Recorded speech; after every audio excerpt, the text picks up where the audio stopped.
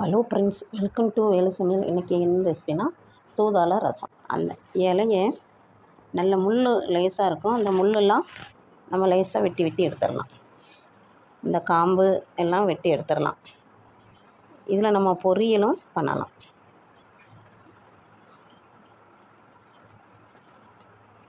அந்த இலையை நடுமத்தில் எப்படி ரெண்டாக கிழிச்சா அந்த முள் பூரா அகந்துடும். இதில் வெங்காயம், மிளகு, உப்புலாம் போட்டு நல்ல வதக்கி கூட இது நம்ம பொரியல் மாதிரி செய்யலாம். நல்லா வதக்கினா நல்லாயிருக்கும். இப்போ நம்ம முள்ளெல்லாம் அதில் நீக்கியாச்சு. இப்போ இதை வாஷ் பண்ணிவிட்டு வெதமல்லி 2 ஸ்பூன் போட்டுக்கணும். ஜீரகம் 1 ஸ்பூன், பருப்பு 1 ஸ்பூன். அவிச்ச பருப்பு இருந்தால் அந்த தண்ணி ஊற்றிக்கலாம், இல்லைன்னா பருப்பு போட்டுக்கலாம். மிளகு 1 ஸ்பூன், பூண்டு 4-5 பூண்டு, கொத்தமல்லி தண்டு இருந்தாலும் அதுவும் போட்டுக்கலாம். ஒரு வத்தல் போட்டுக்கலாம். இந்த கீரையும் நம்ம அலசி வச்சு அதிலே போட்டு கொஞ்சம் நம்ம பிறுபிறுன்னு திரிச்சிட்டு வரணும். தக்காளியும் நம்ம அரைச்சி விழுத மாதிரி அரைச்சிக்கலாம், இல்லைனாலும் நம்ம நசுக்கி விட்டு பண்ணிக்கலாம். இப்போ தக்காளி விழுத அரைச்சதை நம்ம தண்ணியில் சேர்த்துக்கலாம். இப்போ நம்ம அரைச்ச ரசம் அதுக்குள்ள அதை பிறுபிறுன்னு அரைச்சிருக்கோம், அதையும் நம்ம போட்டுக்கலாம். இப்போ நம்ம இருப்பு சட்டியில் போட்டு 2 ஸ்பூன் ஆயில் ஊற்றிருக்கோம்.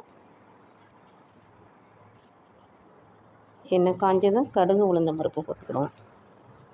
கடுகு வெடிக்க ஆரம்பிச்சிட்டு வெந்தயம் கொஞ்சம் போல், மிளவத்தை ஒரு வத்தை, காயப்பொடி சிறிதளவு போட்டுக்கணும். இப்போ நம்ம எல்லாம் அரைச்ச விழுதையும் அதில் நம்ம ஊற்றிக்கணும். மஞ்சப்பொடி 1/4 ஸ்பூன் மஞ்சப்பொடி போட்டுக்கணும். ரசம் நம்ம ரொம்ப கொதிக்க விட வேண்டாம்.